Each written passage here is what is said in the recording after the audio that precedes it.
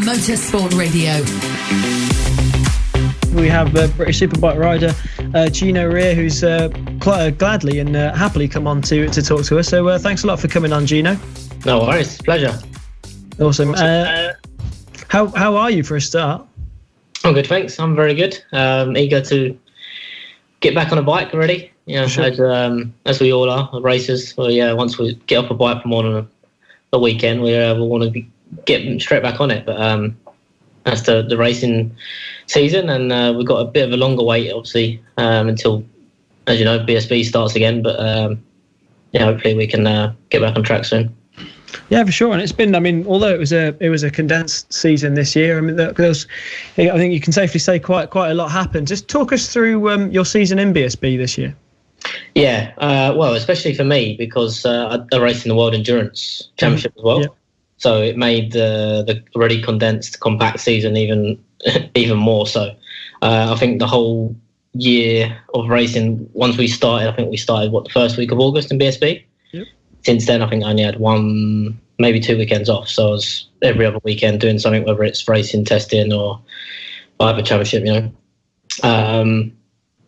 Well, where to start? I started BSB with a privateer Kawasaki team, as you probably know. Mm-hmm. Well, going back a step, that was supposed to be a Ducati. It was supposed to use, you know, the new Ducati V4R, V4S, whatever you want to call it, in BSB. And for one reason or another, you know, COVID obviously didn't help the situation, but for one reason or another, we wasn't able to secure the bike, and they made a last-minute change to Kawasaki. So I was in Spain throughout the lockdown, and, you know, everything was all up in the air. And at first, everyone was trying to come to Spain to do a bit of testing, which obviously didn't happen. And then I returned back to the UK, and we didn't do a proper test. We basically just rocked up to the first race, and worked really well over that first race weekend. From the first session, we were miles off, and then in the last race, we were, you know, I think battling for 11th in the race, and made a good bit of progress in a short amount of time, because, you know, in BSB it's so close that you're a second off. You know, you are back in 15th, 20th, and without any testing against the factory teams, you know, it's a really, really impossible challenge. So there was other factors that went on, and for my own reasons, which one of them was safety. I decided to leave that team after that first race weekend, and I was obviously very lucky and fortunate that Suzuki took me on as a replacement rider for the unfortunate Keith Farmer. It was obviously not nice to see him get injured again after being injured last year, and I think the year before that. And so it was unlucky for him, but unfortunately, that's racing and happens to all of us. And for once, I was in the right place at the right time, and jumped on board on the Suzuki.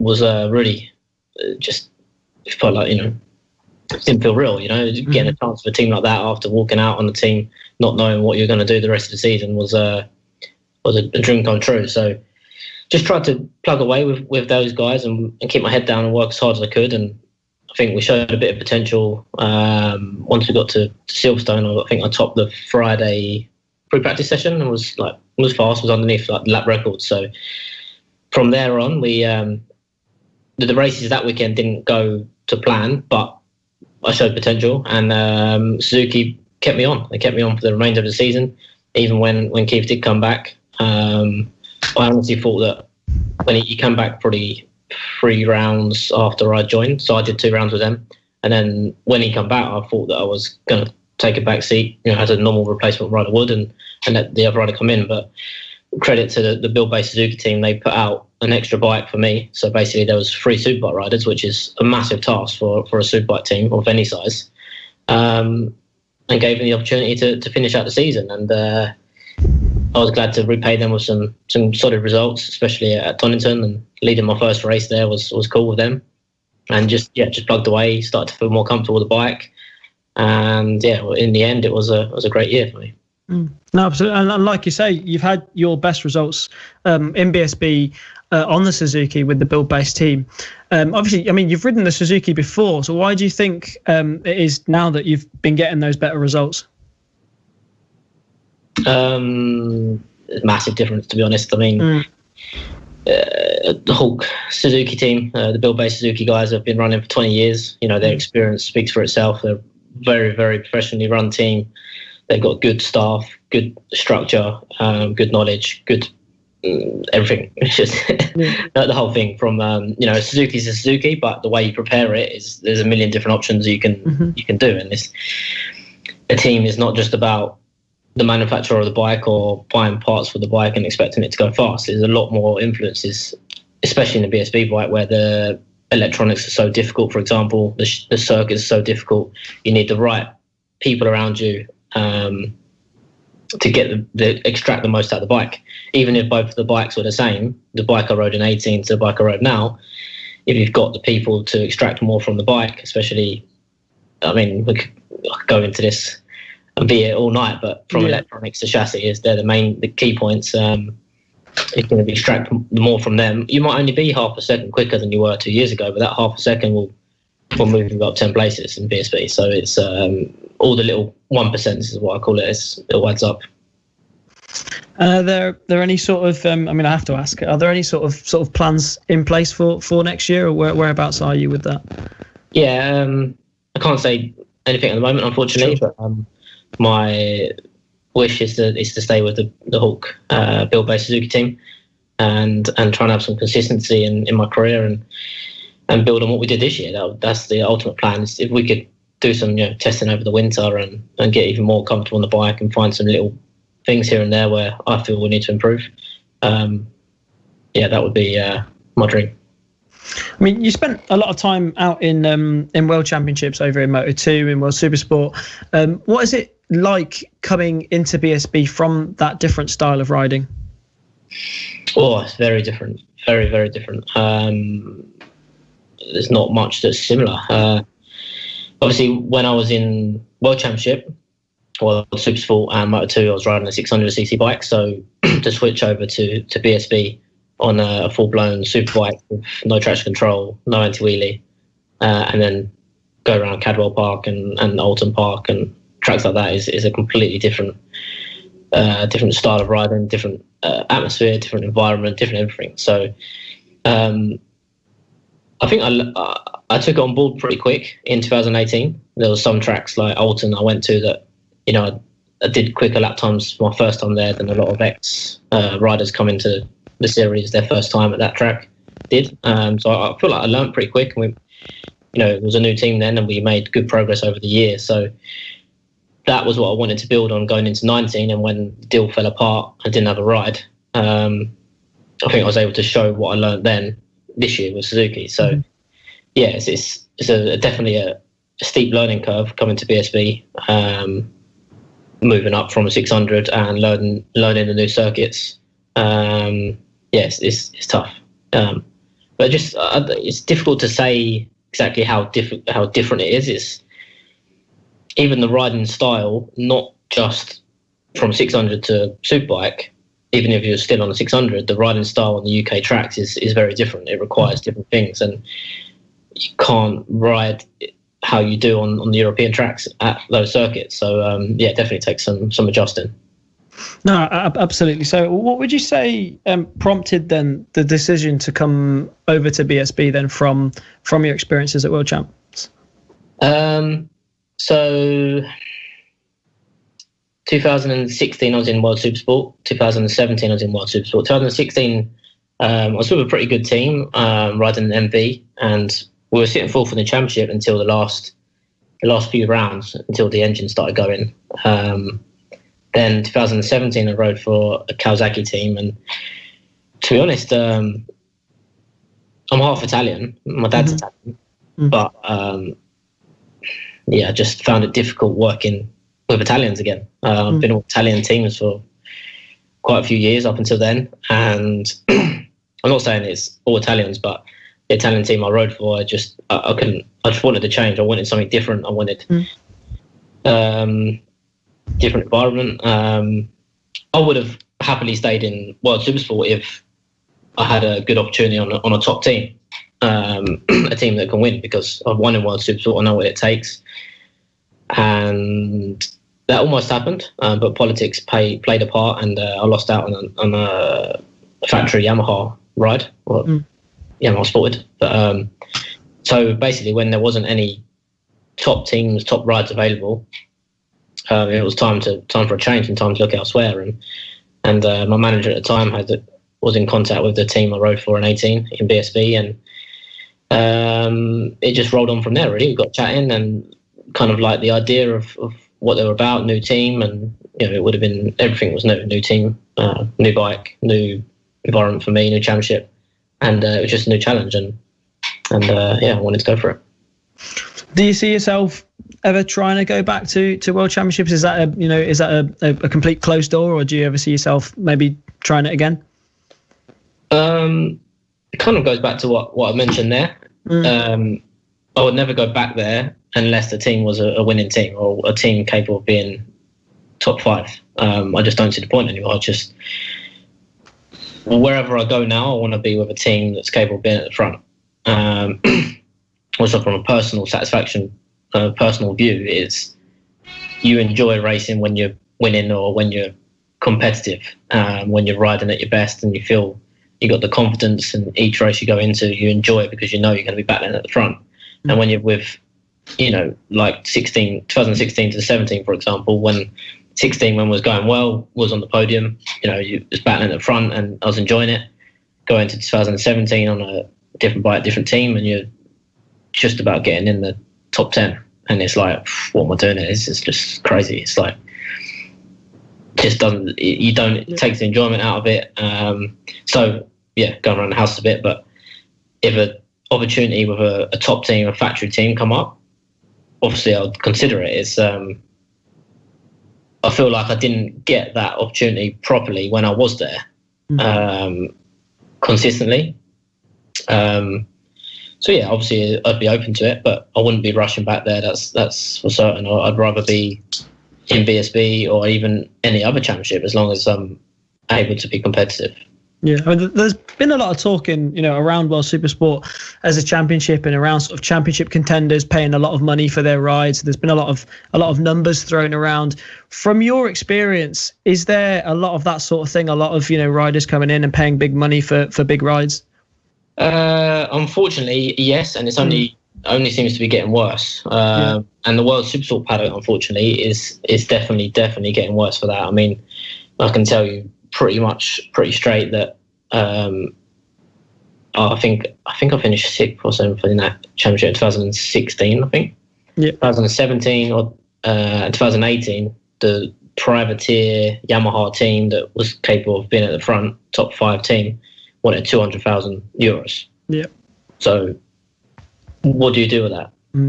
Basically, some rich kid comes along and pays it and gets 10th, or that's it. You can't expect a rider of high caliber to have that sort of money unless they've come from money in the start. Maybe they've come from Moto2 where they've got big backers.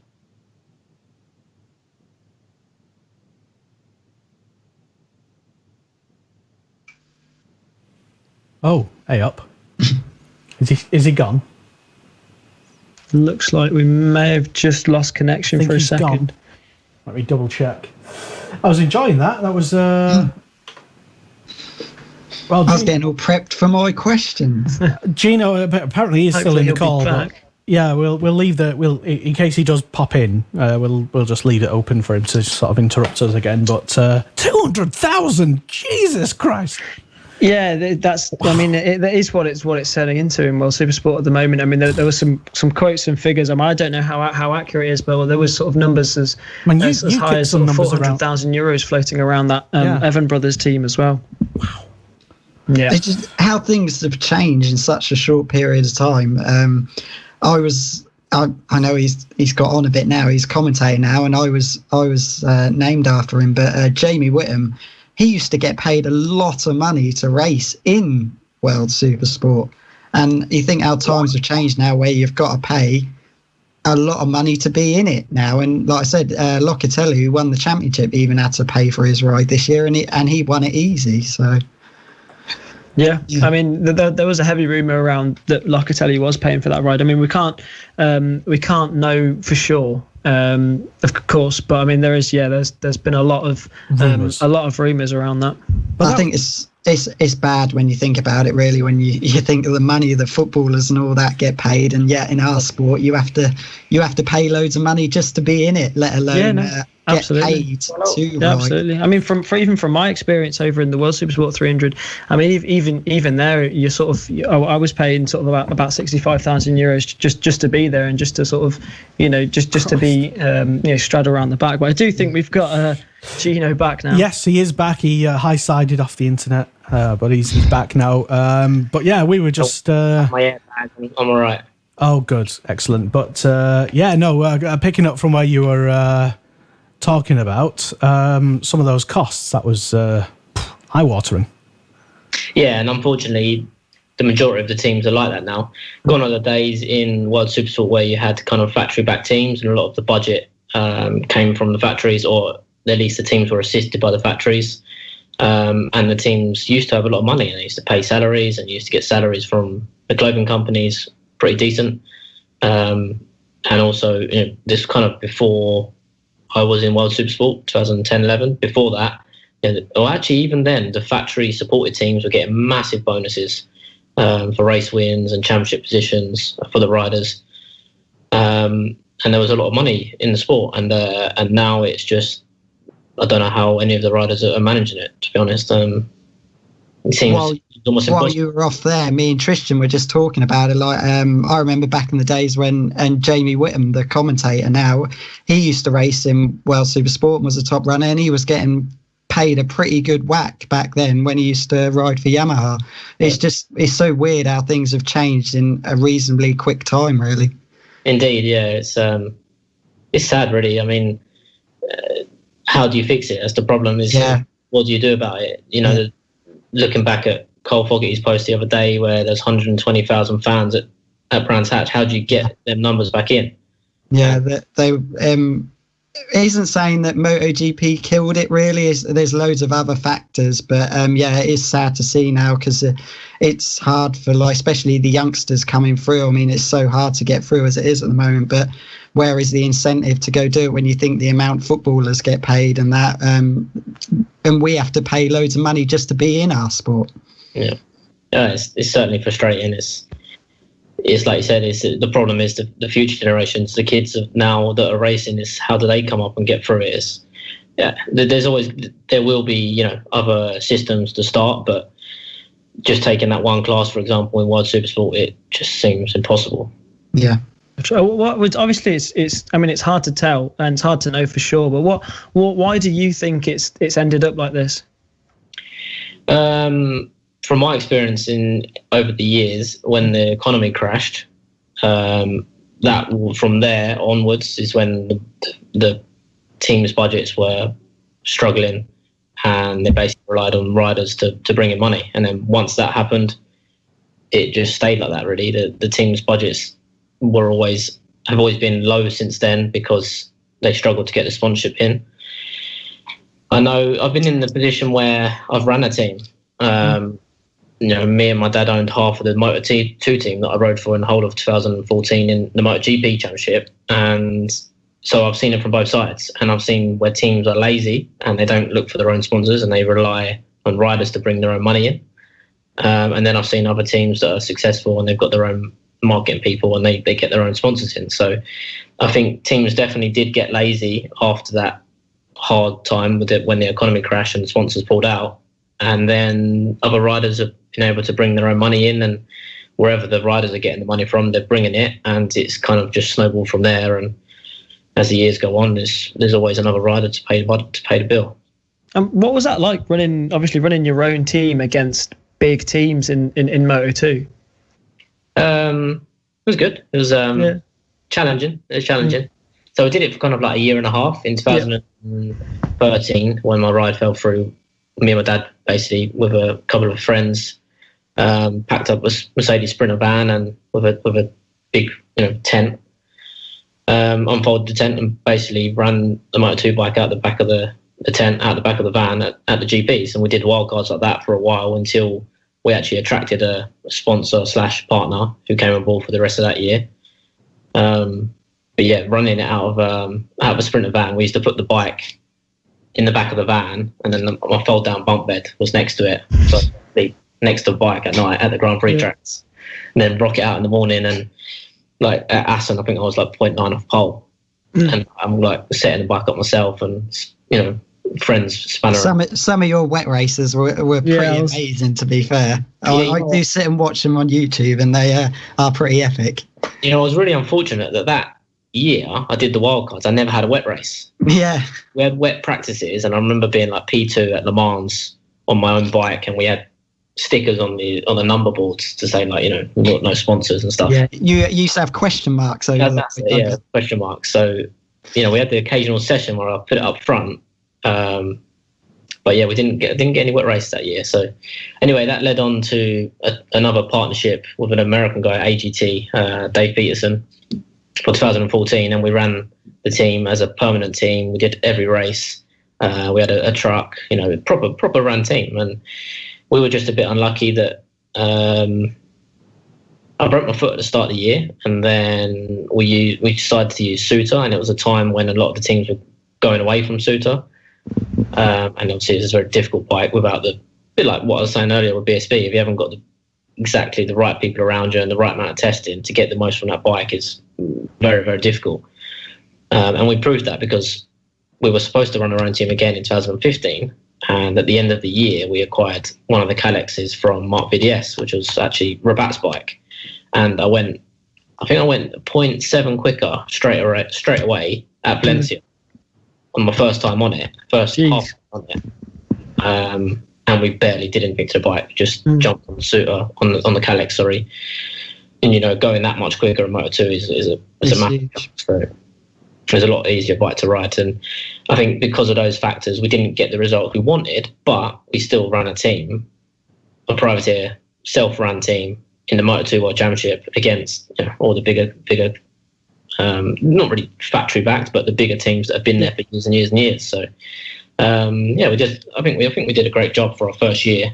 It's just a shame that didn't continue, really. Yeah, and that's an incredible achievement, and something that will obviously stick with you for life as well. And I mean, now you're trying out new things with the endurance as well. What's that been like? Because obviously that's going to be now completely different to anything else you've done. Yeah, another learning experience, and it's gone really, really well. I mean, we finished fourth position in the World Championship standings in this season. So the endurance season, as you probably know, is 19-20. Yep. 2019, 2020 spread over the 2 years. And we had 2 podiums. So we got second at Bordeaux, and then we got third recently at Estoril. So yeah, it's great. I mean, I could be here all day speaking about it, but it's, so I joined the Wojcik racing team, Polish team, at the start of last year after I'd lost my ride in BSB, and went and done Le Mans. And to be honest, the first couple of races were not good, but I worked hard with the team to improve and get things right, and they did. And now they're one of the top privateer teams there. We've moulded their team into a top privateer team. So yeah, the world of endurance is completely different. But I would say one perception that it has is that people think that you ride 15% slower than you can ride and just and cruise it around, but it's far from that. Basically, all the riders out there are riding their stints like short circuit races. It's the pace is high. It's very competitive. You've got very professional teams that are backed by the factories, which you shouldn't really be able to get close to, but we have done a few times. But over race distance, it's really difficult to beat those teams. But yeah, it's 24 hour is tough. It's tough going racing through the night. Yeah. The first time I did Le Mans last year, 24 hour, my teammates were a little bit slower than me, so I felt like I had to make extra time up in all my stints, and I literally did every lap like a qualifying lap, like I would in BSB, like a race pace, as fast as I can go. And I've got to admit that did take its toll on me, because first 24-hour race, there's a lot of factors as well, that you have to eat right, you have to, rest right, you have to get the right amount of liquids. I was running for a Polish team, and they had a Polish cook, and they were making like heavy food and stuff like that. And I had acid reflux. I was almost sick on my helmet once at like 3, 4, 5 o'clock in the morning, just as the sun was coming up. It's freezing cold, and then you're still trying to go flat out as well. So yeah, that was a tough old race. But yeah, you learn from them, and the 8-hour races are completely different. And then we did a 12-hour race recently at Estoril as well. And another thing you're doing as well on top of everything is running your own team as well in the Stock 600 class. Yeah, that's right. That we started that last year, again after my ride fell through and didn't really have a bike on my own to ride. Myself and good friend now and sponsor from Vision CPS, me and Elliot, we basically formed the team. It's called Ready for Racing, so Team R4R. Started off in Superstock 600, and last year we had the Irwins. One in Stock 600, one in Motor 3, who eventually went up to Stock 600, and we won our first race with Keelan last year in Stock 600. And yeah, just developed from there. This year there was a bit of change because the team that I rode for on BSB were using MVs in Supersport, so we kind of had a bit of a partnership going on, and we switched to MVs in Superstock as well. Well, obviously when I left, that all fell through. We went back to Kawasaki just for single rider with George Stanley, and yeah, well, we had some success. Not as we didn't get on the podium like we did last year, but we made really good progress with George. And at the end of the last race of the season at Brands Hatch, he was in podium contention and finished 5th. So he's got what it takes to be at the front as well. And basically, I enjoy mentoring, working, coaching. A lot of my, let's say, side work has been rider instruction and rider coaching over the winter periods over the last 5 years. So I do a lot of one-on-one stuff, and that basically evolved into rider coaching and basically mentoring, and everything from day-to-day life, what they do, their training, especially the training. I've always been big into my training, and I actually worked as a CrossFit coach, so I had to learn the trade pretty well, and that crosses over into bike racing as well, along with nutrition and the whole thing of it, really. And obviously the main part is teaching them on track, so riding on track with them and developing their riding skills. Is this a project you're looking to sort of expand and grow as well, and maybe into other classes? Yeah, definitely in the future. Myself and Elliot and his brother Dan were all working really hard and getting partners on board. Would like to expand in the future, but it's kind of one step at a time. Obviously I've got my own racing to focus on, so I couldn't do it without them, because on the race weekends they run the show along with my dad as well, who now helps. But yeah, I definitely it's in the pipeline to expand, and I think we can do a good job. Like I said, we've obviously got experience from running teams at highest of world championship level, so a lot of the little things that make a big difference transfer over to running in the smaller categories as well. So it's really interesting for me, and especially from the rider coaching perspective, that's what I enjoy. No, of course, and it's awesome to see you doing so many other things. And before we let you go, I'm just going to check and make sure no one else has got any questions. Well, I've got a few of my quick fire ones, but they're really going to have to be quick fire because we're running out of time. So, Gino, I'm going to go through these as quick as possible. If you got the choice, would you rather have a MotoGP win or a BSB title? One single win or a BSB title? MotoGP win. Would you? Okay, then no problem. Out of racing, what's top of your bucket list? Oh, that's a good question. Right now, win BSB title. Out of racing. Oh, outside of racing. Outside of racing, yeah. Earn some money. That's pretty hard to do. We all buy my own house one day. I don't know. Oh, that's fair play. Outside of racing, but to be honest, most of my life outside racing involves racing. Nothing. Totally understand. If you could have raced in any other era of bike racing, Superbikes, MotoGP, I'm guessing you're going to say the Carl Foggy era now you mentioned it. Yeah, definitely. Or, the 500cc two strokes. Yeah, those late 90s in the superbikes, they were the best. Training wise, are you a runner or are you a cycler? In general, cycler. Yeah. If I can't cycle, I'll run, but I'll change up my training quite a bit. But yeah, I would rather cycle than run. If you could do any other sort of motorsport apart from bike racing, what would you like to have a go at? Cars, boats, rally cars? Probably rally cars or Formula 1. Formula 1, yeah. Also, can you remember your first ever race win on tarmac? I believe I used to race against you in Super Teams in Bempsey back in the day. Yeah, I did a few Super Team races. Didn't win any. No.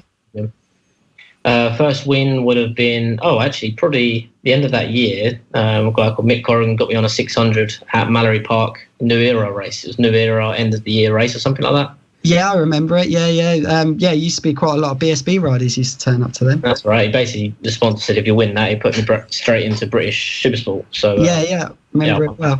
Was there any famous riders that are still riding now? Can you remember in that race? There was some fast riders, but I don't remember the names. I was only 16, I think. Yeah. All right. Last question. The big one. You've rode a lot of different bikes in your career so far.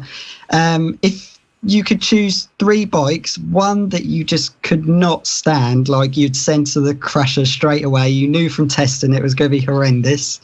One bike you can put in your living room that is like sentimental, brilliant memories, and one bike that you could just have for track days for the rest of your life. Which 3 bikes would they be? Okay, first one's easy. The Kawasaki that I rode in World Supersport 2015. Shocker, was it? Yep, try that way. Second one, I've actually got my Moto2 bike from 2014 that I raced. So that is a bucket list already ticked. That's pretty next Moto2 bike. So and then the third one you can have for track days for the rest of your life. The one you enjoy riding the most. Got to be the build base Suzuki. Oh, you have to say that. You want to be in the team next year, don't you? Oh, yeah. Cheers, Gino. Thanks for those answers. Thank you very much.